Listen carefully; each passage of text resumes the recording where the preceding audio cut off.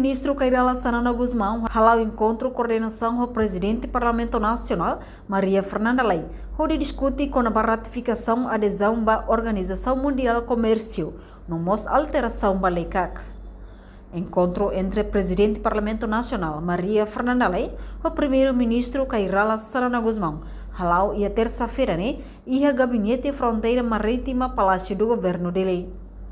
Foi encontro, chefe governo informa, encontro hoje no dar encontro coordenação com o Presidente do Parlamento Nacional, discute com a ratificação da adesão Timor-Leste Niang, da Organização Mundial do Comércio, no haremos da alteração lei Comissão Anticorrupção Niang. Tuir mais declaração completa o Primeiro-Ministro Kairala Sanana Guzmão. Para coordenar o governo, com as leis, com as saídas, e a coordenação de dia para bele haruka o tempo dalam rumah governo haruka ba urgente estamos urgente você não outro anessa mais presidente do parlamento falamos mais how se de hora está rodeando para conselhos ministros e da sei lá se deve WTO, né? Atu Halusira? Tem ratificação.